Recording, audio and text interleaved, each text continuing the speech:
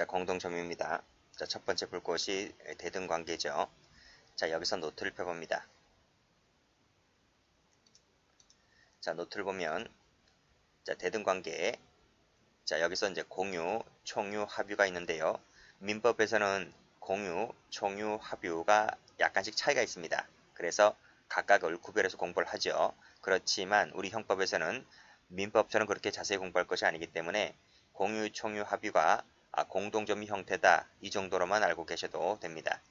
이 공유자 상호간, 총유자 상호간, 합유자 상호간은 전부 다 타인 점유를 인정한다. 이 정도면 됩니다. 자, 그러면 다시 교재를 와서 보시면, 자, 대등관계에서 여기 사례 나오죠. 조합 같은 경우에는 합유라고 부르고, 교회 같은 경우는 총유라고 불러요. 그리고 부부 사이에는 이제 공유물로 부르죠. 자, 뭐 동업자도 이제 공동점유 형태고요. 어쨌든 이 공유자들, 이 조합원들 사이, 이 교회인들 사이, 이 부부간, 상호간, 동업자들 사이는 서로 점유 형태가 대등관계입니다. 자, 읽어봅니다.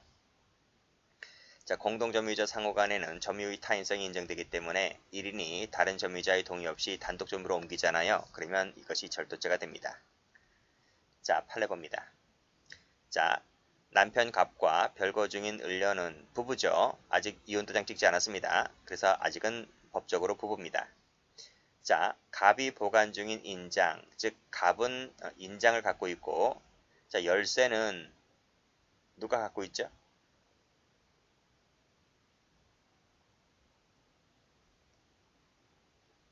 열쇠는 을이 갖고 있네요. 그렇죠? 잘 읽어보면 그렇죠? 갑이 보관 중인 인장이 들어있는 돈계짝의 열쇠를 가지고 있음. 누가? 을려가. 그쵸? 이용하여 남편의 동의 없이 돈계짝을 열고 위 인장을 꺼내갔다. 이 을려의 주책은 뭘까요? 즉, 을려는 지금 남편의 점유를 침해하고 있는 거잖아. 그쵸? 그쵸? 이 열쇠라고 하는 것도, 인장이라고 하는 것도 이 부부가 서로 합의를 하에 열쇠를 넣어서 인장을 꺼내가야 하는 부분이잖아요. 근데 동의 없이 꺼내갔기 때문에 이 부분은 남편의 점유를 침해했다. 그래서 절도죄가 되는 판례다는 것입니다. 자, 그래서 밑에 보시게 되면 인장은 그렇죠? 공동 보관하에 있다. 즉 공동 점유하에 있다는 거죠. 보관자 중 1인이 처가 남편 동의 없이 영득 의사를 위 인장을 취거 가져갔을 때에는 절도죄가 된다는 것이 판례입니다. 자, 됐고. 자, 그 밑에도 판례 보면, 자, 공유관계죠. 타인 점유를 인정하죠. 그래서 절도죄의 객체가 된다. 여기도 조합원의 공동점유를 뭐라 한다고 했어요? 한마디로 합의라 그랬습니다. 그래서 조합원의 승낙 없이 가져가면 절도가 됩니다. 갑은 자신과 을이 동업자금으로 구입했다. 포크레인 한 대를 동업으로 구입한 겁니다.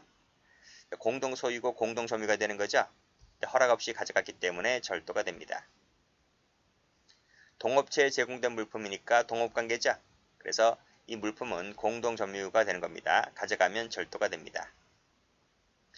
교회가 두 개로 분열됐네요. 그렇죠? 그랬을 때 그 재산의 처분에 관해서는 교인들의 총의에 따라서 해야 된다. 이 총의가 바로 뭡니까? 교회라고 하면 뭐라고 한다 그랬어요? 공동소유 형태를 올라가 보시면 교회는 총의라 부른다 그랬습니다. 그래서 교회인들의 공동소유 형태를 뭐라고 한다? 총유물 이라 한다 했습니다. 자, 그와 같은 절차 없이 이 물건을 가져가면 절도가 된다는 것이 판례입니다. 자, 다음 판례. 조합관계죠.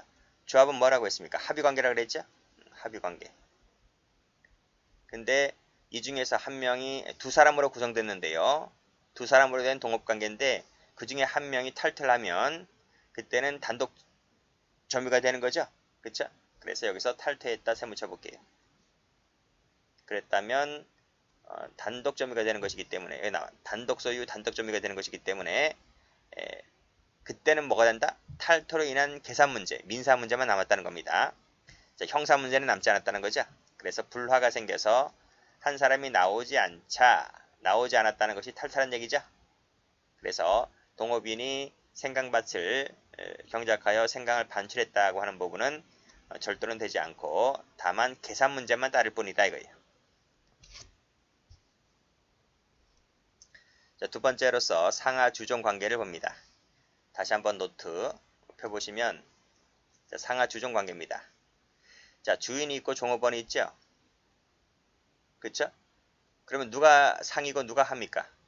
주인이 상이고 종업원이 하죠, 합니다. 그러면 이 상하 관계에 있을 때에는 누가 점유자입니까? 그치? 주인장이 점유자가 되는 거예요. 주인장이 이 점유자가 되는 거예요. 종업원은요? 종업원은 점유자가 못 돼요. 그렇게 보는 게 원칙이에요. 원칙. 아시겠죠? 자, 이때 종업원은 점유자가 못 되는데 이때 종업원이 가게 물건을 가져가잖아요. 자, 봐요. 여기 옷가게가 있어요. 옷가게가 있는데 여기 A가 주인이고 B가 종업원이에요. 근데 제가 뭐라 그랬어요? 종업원은 점유자가 못 된다고요. 그쵸? 자, A가 한눈을 파는 사이에 B가 퇴근할 즈음에 옷 한 벌을 훔쳐갑니다. 그럼 뭐가 됩니까? 절도죄가 됩니다. 즉, 이 가게 안에 있는 옷은 주인이 소유이고 주인이 점유하고 있는 거예요. 종업원은 점유자가 아닌 거예요. 그래서 종업원이 슬쩍 해버리면 절도죄가 된다는 게 판례입니다. 자, 반대가 있어요. 예외가 있어요. 예외는 위탁관계를 설정하면 예외적으로 종업원이라 할지라도 점유자가 되는 수가 있어요. 자, 위탁관계라고 하는 건 뭘까요? 이 주인장이 가게를 맡기고 외출 나갑니다. A가 외출 나가요. 야, 김양, 가게 잘 보고 있어? 이렇게 외출하러 나갑니다. 그러면 그때는 예외적으로 이 가게 안에 있는 물건이 종업원의 점유가 되는 수가 있어요. 그때 잘 됐다 싶어서 뭐 주인장도 없는데 뭐 그쵸? 잘 됐다 싶어서 슬쩍 해버리면 그때는 횡령죄가 돼버려요. 그때는 예외적으로 자기 점유가 되었기 때문에 따라서 횡령죄가 요구하는 타인 소유 자기 점유가 되는 거죠. 객체가. 그래서 이때는 횡령죄가 돼요. 그래서 제가 전 시간에도 설명드렸듯이 절도가 되냐 횡령이 되느냐 판단할 때에 가장 중요한 것이 타인 소유냐 타인 점유냐 자기 점유냐가 가장 중요한 거예요. 타인 점유라면 절도가 되는 거고 자기 점유라고 하면 횡령이 되는 거예요. 다시 교재 오세요. 자, 원칙. 상위자만이 점유권이 인정된다. 즉 주인장만이 점유자가 된다. 하위자는 점유자가 못 돼요. 상위자만 점유자가 되기 때문에. 따라서 이 점원이 주인 몰래 물건을 가져가잖아요. 절도가 돼요. 절도. 판례 봅니다. 총무과 직원 갑은 같은 과 격리 담당 직원 의뢰 요청으로 동행하였다. 그러니까 이 담당 직원이 은행에 같이 가자라고 쫄랐나봐. 이 사람이. 그러니까 총무과 직원이 같이 따라간 거야. 누가 담당 직원이라고? 이 사람이 담당 직원이라고요. 그러니까 이 사람이 상위자가 되는 거고 같은 과 직원 동행한 사람은 하위자가 되는 거예요. 같이 동행을 했다. 은행 가서 200을 찾아왔고 그 중에 50만 원을 이 의뢰 부탁으로 갑이 소지하게 됐단 말이죠. 자, 사무실에 당도하여 50만 원을 을에게 교부를 할 때 10만 원을 현금처럼 가장한 돈뭉치기와 바꿔치기 하였다. 돈뭉치기와 바꿔치기 하였다는 것이 무슨 죄가 될 거냐 하는 거예요. 절도입니까? 횡령입니까? 절도입니까? 횡령입니까? 판례가 뭐라 그래? 상하 주종 관계에는 상위자만 점유자가 된다니까요. 그러면 격리 담당 직원이 요청으로 갔으니까 이 담당 직원이라 했잖아요. 그럼 이 사람이 상위자란 말이에요. 설령 이 50만 원을 갑이 보관하고 있었다 할지라도 이 사람은 하위자란 말이에요. 하위자. 점유권이 인정되지 않아요. 그치?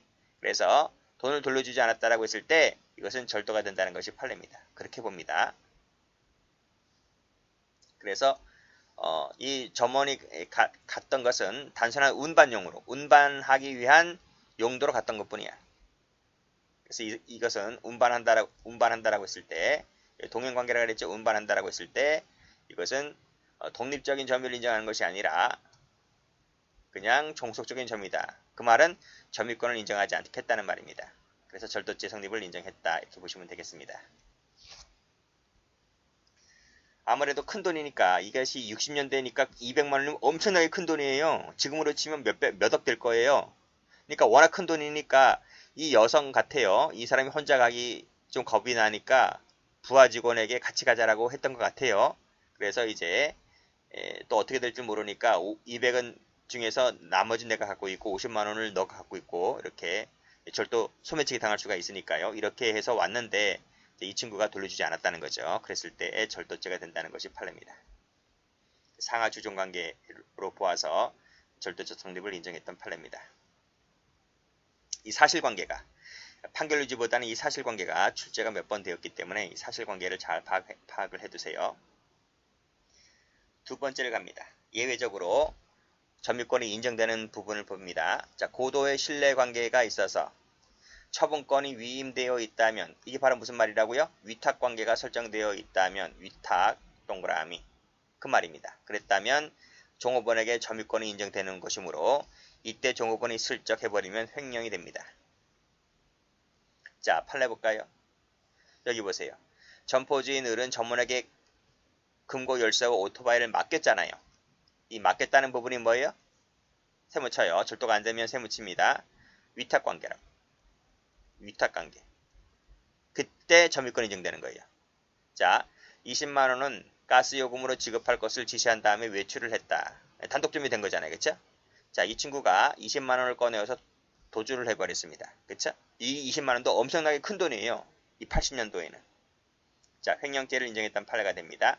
여기서 사실상 지배력을 행사했다는 부분이 바로 뭡니까? 이거지. 오토바이, 금고 열쇠 오토바이를 맡겼다는 부분이지. 됐어요? 그래서 여기서 원래 점유보조자, 민법상의 점유보조자는 누구를 말합니까? 점원을 말합니다. 가게 점원을. 라 할지라도 원래는 점유권이 인정되지 않는데 사실상 지배력을 행사하는 예외적인 경우라고 한다면 점유권이 인정될 수가 있는 것이다. 라고 하는 것을 얘기해주고 있는 겁니다. 자, 그래서 여기서는 자, 위에서는 위탁관계라고 썼으니까 여기서는 이제 자기점유라고 한번 해볼게요. 자기점유가 인정된다. 그래서 횡령이 되는 판례다. 자, 그 다음 판례 갑니다. 똑같죠, 여기도. 오토바이 열쇠를 주면서 오토바이 타고 가서 수표를 현금으로 바꿔오라고 했잖아요. 무슨 말이야? 위탁관계. 그렇죠? 오토바이 열쇠를 주었다는 거죠. 이 부분. 여기서 오토바이를 타고 심부름을 다녀와라, 심부름 다녀와라 이 부분. 그치? 위탁관계입니다. 그래서 땡땡 그때만큼은 자기점유가 인정되는 판례가 됩니다. 가버렸지? 횡령죄입니다. 동해 사환이 동직원으로부터 시청금고에 입금하도록 받은 현금과 예금. 여기서 시청금고에 입금해. 이게 뭐라고? 위탁관계가 되는 거죠. 똑같지? 위에 거랑. 그래서 자기점유가 되었기 때문에 횡령이 되는 판례입니다. 자, 세 번째로서 재물 운반자와 위탁자의 점유관계를 볼게요. 자, 여기서 다시 한번 노트.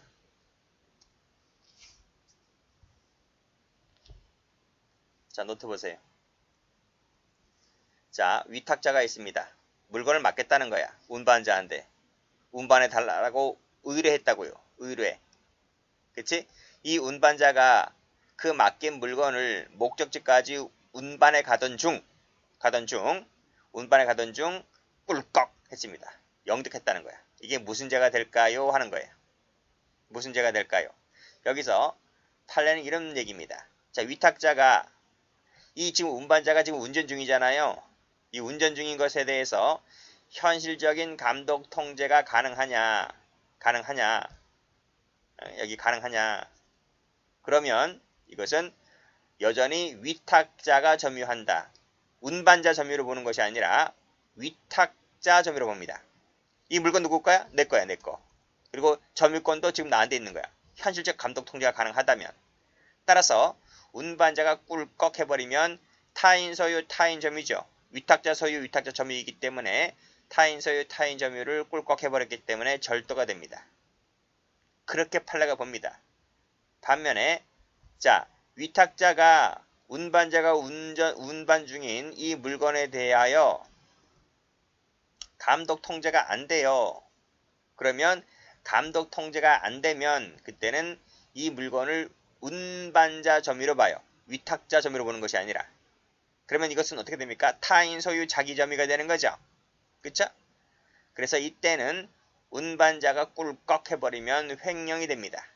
그래서 절도가 되느냐 횡령이 되느냐의 문제는 감독 통제가 하냐 하지 않느냐의 문제입니다. 그렇게 보세요. 그렇게 보면 돼요. 자, 그래서 다시 오시면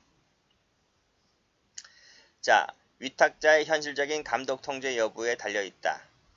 즉, 현실적인 감독 통제가 가능하다. 가능 동그라미. 그러면 빨간색으로. 그러면 절도입니다.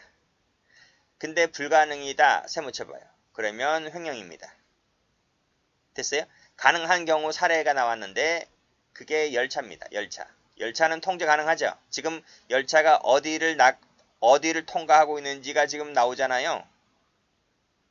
우리 지금 지하철 타면 안 나와?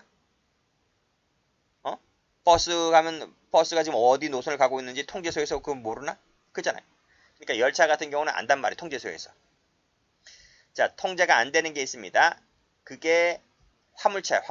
화물차 바퀴 달린 거. 화물차는 지금 어디 나가고 있는지를 모르잖아요. 짐꾼도 마찬가지예요. 짐꾼. 뭐 짐꾼에다가 무슨 뭘 위치 추적기를 단 것도 아니잖아요.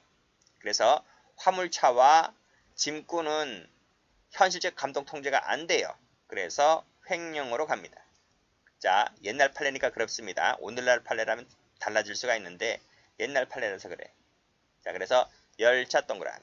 열차는 교통부 기관에 의해서 지금 현실적 통제가 감독이 가능하기 때문에 타인 점유로 교통부의 점유로 봅니다. 그래서 절도죄를 인정했다는 것이 판례고, 여기 자동차 나오죠. 화물차, 자동차는 현실적 감독 통제가 안 되기 때문에 횡령으로 가는 것이고, 여기 짐꾼 나오죠. 짐꾼 가게를 살펴볼 수 없다는 말은 현실적 감독 통제가 안 된단 말이거든요.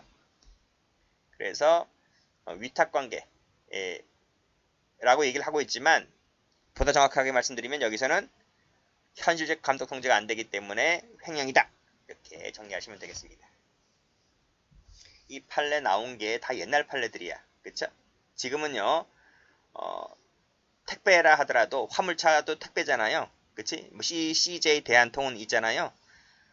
뭐 송장번호 치면 나오는데, 송장번호 치면 지금 화물차가 어디가 나가고 있는 게 알 수가 있는데, 시시각각은 모르더라도, 그러니까 오늘날 판례가 없어서 그냥 옛날 과거 판례대로 그냥 공부하시면 돼요. 뭐 오늘날의 판례가 나오면 또 어떻게 바뀔지 모르겠지만 판례가 이게 전부이기 때문에 이대로만 보시면 되겠습니다. 자, 됐네요. 자, 봉암 시정된 포장물의 점유율을 봅니다. 이건 뭐야? 이건 무슨 얘기지? 판례가 있기 때문에 아주 옛날 판례죠. 아주 옛날, 해방되고 나서 6.25 전쟁 터지고 난 다음에 몇 년 있다 나온 판례예요. 이 판례가 시험에 나온 적이 있어. 자주는 아니지만. 이 판례 때문에 공부하는 거예요. 자, 판례는 뭐라고 하냐면 포장물 전체에 대하여는 수탁자가 점유를 가지지만 그 내용물에 대해서는 위탁자가 점유가 인정되기 때문에 전체를 꿀꺽 해버리면 횡령이고 내용물을 꿀꺽 해버리면 절도가 된다는 게 판례입니다. 이거 웃기지 않나요? 이거 한번 봐봐요. 농협직원인 피고인이 보관계약에 의해서 농협창고에 보관 중인 정부 소유의 미국 가마니가 있었단 말이에요. 정부 소유입니다. 쌀 가마니 정부 소유라고요. 이것을 지금 농협창고에 보관 중이라고요. 농협직원이. 근데 이 친구가 그 내용물인 쌀을 약간씩 발췌해서 가져갔어요. 이 해방된 이후에 6.25 전쟁 터지고 난 후라고 했잖아요. 그쵸? 쌀이 얼마나 귀해요, 쌀이. 그러니까 이 사람이 약간씩 빼가지고 집에 가서 밥해 먹었단 말이에요. 이게 절도입니까? 횡령입니까? 여기 판례 가봐요. 판례가 지금 내용물이잖아요. 내용물인 쌀을 가져갔잖아요. 그럼 절도가 되는 거야. 학자들이 비판하는 게 뭔지 아세요? 이런 게 어딨냐, 이런 게. 그러면 이 농협직원이 내용물을 빼가지 말고 왜 약간씩 발췌를 해가냐. 빼가지 말고 아예 그냥 쌀 가마니 전체를 가져가면 횡령이 된다는 얘기지.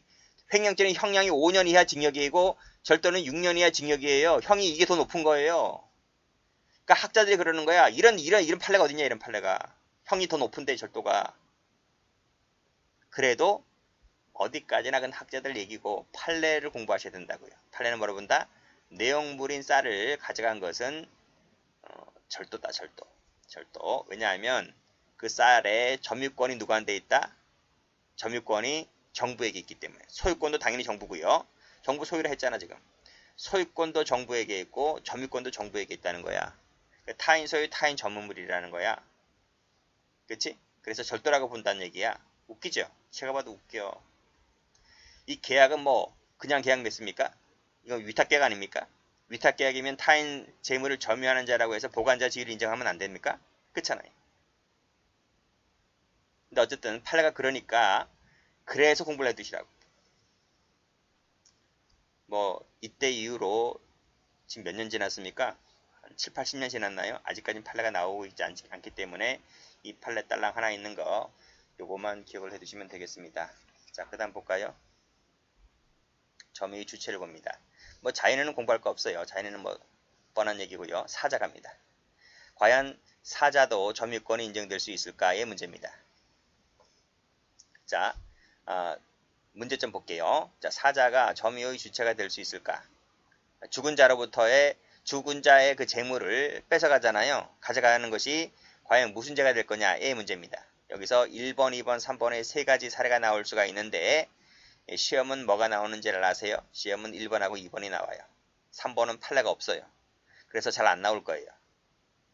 그럼 1번, 2번은 왜 나온다고요? 1번, 2번은 판례가 있으니까 나오는 거예요. 먼저 쉬운 판례인 1번부터 볼까요? 처음부터 재물 탈취 의사로 이 사람을 죽여버렸어요. 그 죽자마자 재물을 가져갔어요. 그럼 무슨 죄가 되는 거예요? 강도살인이 되는 거예요. 처음부터 재물 탈취 있었다는 것은 강도잖아요. 그렇죠? 자, 그 판례 볼까요? 이 판례예요. 갑은 택시에 무임승차하였다. 택시 요금을 달라고 하니까 그 추급을 벗어나고자 죽여버렸어요. 택시 요금을 지금 면탈하려고 지금 살해버렸잖아요. 이거 무슨 죄? 단순살인이 아니고 강도살인이에요. 그쵸? 자, 그냥 가면 될 것을 그 차 안에 있는 8,000원을 꺼내갔어요. 이건 무슨 죄가 될 것 같아요? 이 절도입니까? 점유이탈물입니까? 이 뭡니까? 자, 이거잖아. 이 사례 이거잖아요. 살해했다라고 했을 때 무슨 죄? 강도살인죄. 그 즉시 재물 가져간 거. 이걸 뭘로 볼 거냐고. 절도예요?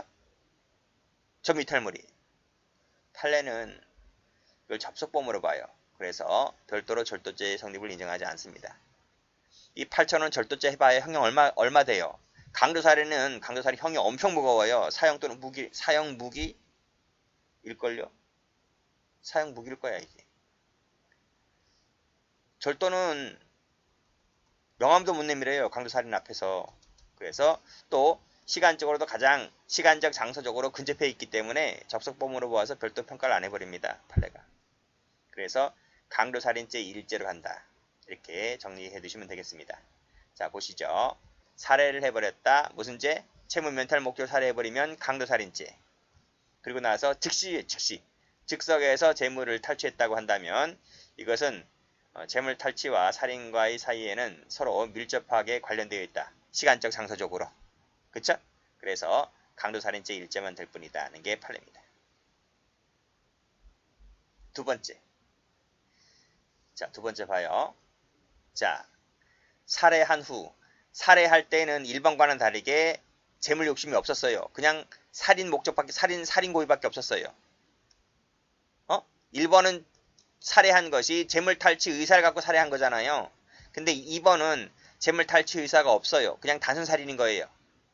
죽이고 나서 이 친구가 영득 의사가 생겨요. 재물을 가져가겠다는 영득 의사가 생겨서 그때 재물을 가져가요.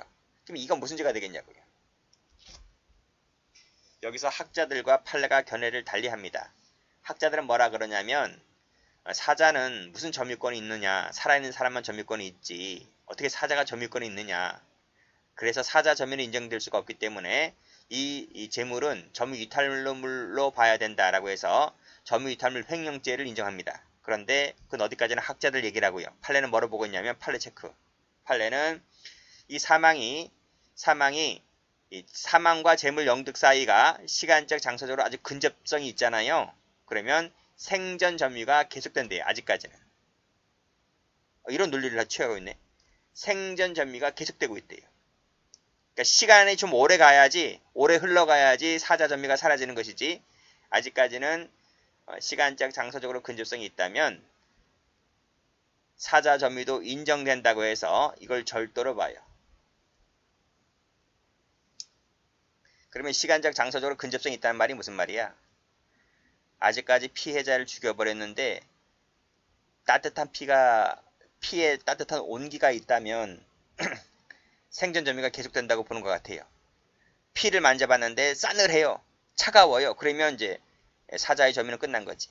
근데 피를 만져보니까 따뜻해요. 그러면 사자 점유는 계속된다. 이런 것이 판례 논리인 것 같아요. 어쨌든 절도가 된다는 게 중요한 거예요.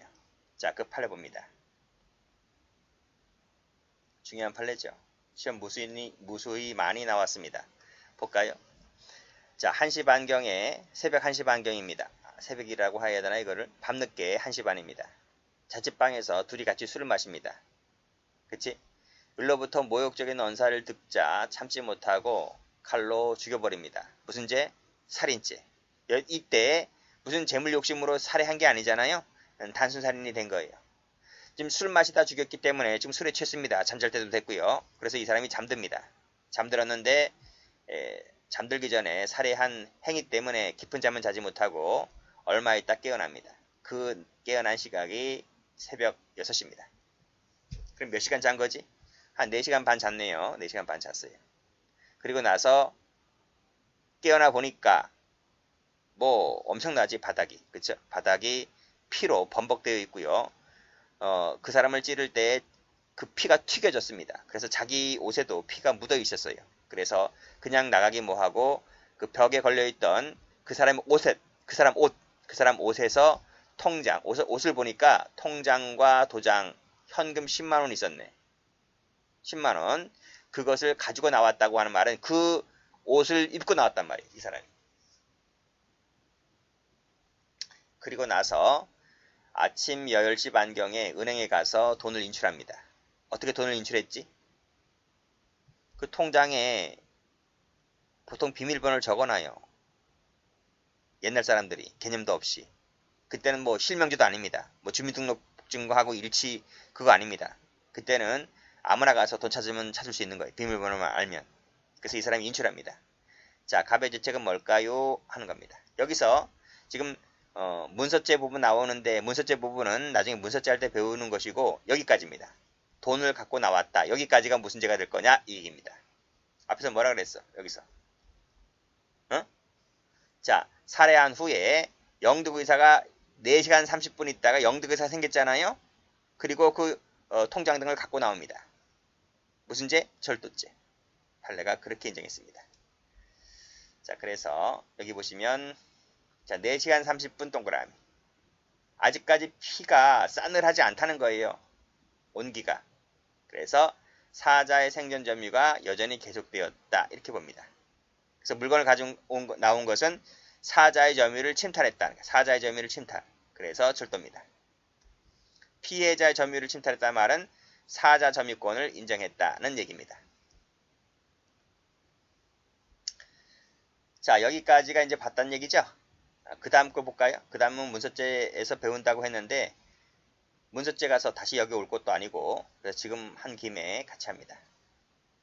자, 지금 죽었잖아요. 허무인입니다. 사망했죠. 그쵸? 자, 이러한 사람이라 할지라도 그러한 문서 역시 공공의 신용을 해칠 위험성이 있기 때문에 문서 위조가 됩니다. 타인 명의를 모용하는 거야. 타인 명의를 모용하는 것이 위조입니다. 그때 타인은 사망인이든 허무인이든 상관없어요. 이런 논리는 공문서든 사문서든 똑같아요. 그래서 우리 판례가 사문서 위조죄를 인정했습니다. 물론 제출한 것은 은행 직원에게 제출한 것은 행사죄가 되는 거죠. 그리고 직원을 속였지. 직원을 마치 내가 그 죽은 자인 양 행세를 했기 때문에 이 은행 직원에게 사기친 거야. 그래서 사문서 위조 동행사 사기죄가 별도로 성립하게 됩니다. 그 점은 중요하지 않고 여기서 제일 중요한 것은 뭐니 해도 절도입니다. 절도죄를 인정했다. 이 정도로 봐두시면 되겠습니다.